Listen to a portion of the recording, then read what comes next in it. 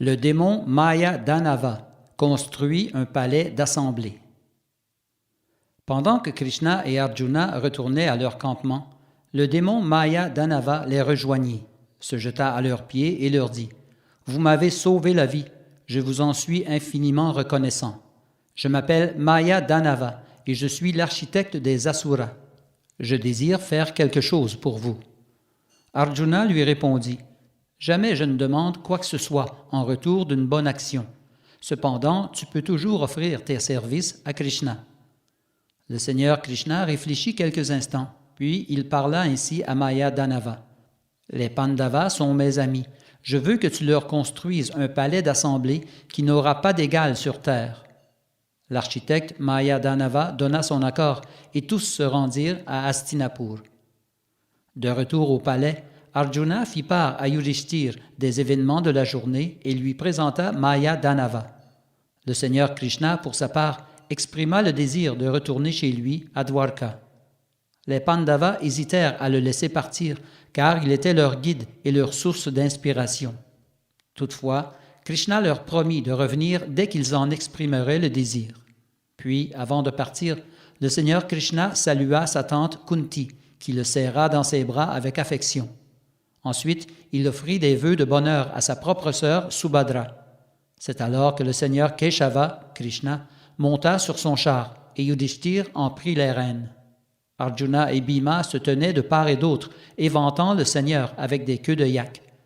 Nakula et Sahadev, derrière, tenaient un parasol au-dessus de sa tête. Après que le char eut roulé sur une distance d'environ 3 kilomètres, le Seigneur Krishna demanda aux Pandavas de s'en retourner. Il les salua et poursuivit sa route. Eux, cependant, dû à son exquise beauté, n'arrivaient pas à détourner de lui leur regard. En réalité, leurs pensées accompagnèrent le Seigneur jusque dans sa capitale. Pendant ce temps, Maya Danava entreprit de construire le palais d'assemblée sur un terrain de 3 kilomètres carrés. Il dit à Arjuna, « J'ai caché des bijoux près du mont Kailas, et non loin de là se trouve un lac dans lequel repose une masse ayant appartenu au roi des démons. Sa force équivaut à celle de 100 000 masses.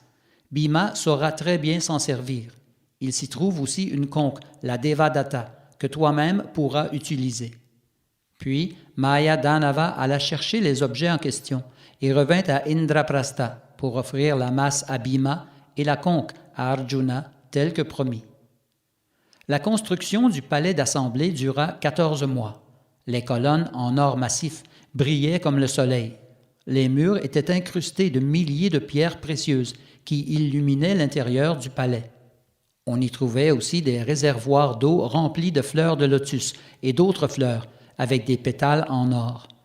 Dans l'eau nageaient quantité de poissons et de tortues. L'eau était si limpide qu'on la méprenait pour un plancher. Dedans comme dehors, des fleurs poussaient en toute saison. Quand fut achevée la construction du palais d'assemblée, Maharaj Yudhishthir organisa une grande fête où des milliers de brahmanas chantèrent des hymnes védiques et où des milliers de vaches leur furent offertes en charité. Les rois et les sages de tous les pays vinrent admirer le fameux palais d'assemblée. Même les Devas se mirent de la partie. Plusieurs de ces princes demeurèrent quelque temps à Indraprastha et en profitèrent pour apprendre d'Arjuna l'art du tir à l'arc. Ce fut une période d'abondance pour les Pandavas, mais c'était aussi le calme avant la tempête. Ils étaient destinés à jouir de leur royaume pendant seulement quelques mois encore. C'est durant cette période que Subhadra donna naissance à son fils Abhimanyu. Les astrologues prédirent qu'il deviendrait un héros dans la dynastie des Kuru. Draupadi, de son côté, mit au monde 5 enfants. De Yudhishthir, elle eut Prativindya. Le fils de Bhima s'appelait Shrutasena. Le fils d'Arjuna portait le nom de Shrutakirti. Shatanika était le fils de Nakula et Shrutakarma, le fils de Sahadev. Tous possédaient les mêmes qualités que leurs pères respectifs et maîtrisaient les armes avec la même aisance. Un jour, le grand sage Narada vint rendre visite aux Pandavas. Après lui avoir lavé les pieds et offert des présents, les Pandavas lui firent visiter leur palais d'assemblée. Maharaj Yudhishthir demanda alors à Narada, « Maître, toi qui as voyagé partout dans l'univers, Parle-nous des différents lieux d'assemblée que tu as visités. » Narada répondit, « Il est vrai que j'ai visité plusieurs palais d'assemblée dans l'univers, mais aucun d'entre eux n'égale celui-ci en opulence. » Puis Narada entreprit de décrire avec force détail les différents palais d'assemblée qu'il avait visités sur différentes planètes. Il dit à Maharaj Yudhishthir que dans le palais de Yamaraj se trouvaient plusieurs rois de la dynastie Kuru, tels Pandu et plusieurs autres. Il entreprit ensuite de décrire les palais de Varuna et de Kuvera. Après que Narada eut fini de raconter ses voyages, les Pandavas demeurèrent silencieux. Enfin, Yudhishthir prit la parole. « Maître, tu as dit que plusieurs des anciens rois de ce monde se trouvaient maintenant à la cour de Yamaraj et non à celle d'Indra. Même mon propre père, Pandu, que je croyais être à la cour d'Indra, ne s'y trouve pas. Mon père disait toujours la vérité. Il était un saint parmi les monarques.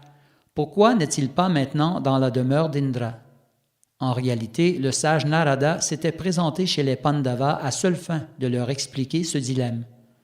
Il dit à Maharaj Yudhishthir, « Ceux qui ont accompli le sacrifice Rajasuya peuvent s'asseoir, eux aussi, sur le trône avec Indra. Quant à ton père, je l'ai rencontré au palais de Yamaraj. Il m'a dit, « Mes fils sur terre sont devenus très puissants. Si Yudhishthir accomplit le sacrifice Rajasuya, je pourrai alors être transféré sur la planète d'Indra et sa propre renommée augmentera sans limite. » Narada poursuivit. « Tel est donc le désir de ton père. Avec tes 4 frères et le Seigneur Krishna, il te sera facile de mener à bien le Rajasuya. Par le fait même, tu pourras conquérir le monde entier. Cela te demandera beaucoup d'efforts, mais je sais que tu en es capable. En ton nom, je demanderai au Seigneur Krishna de t'aider. » Puis le sage Narada quitta la ville d'Indraprastha par voie du ciel, chantant sans cesse les gloires de Sri Krishna.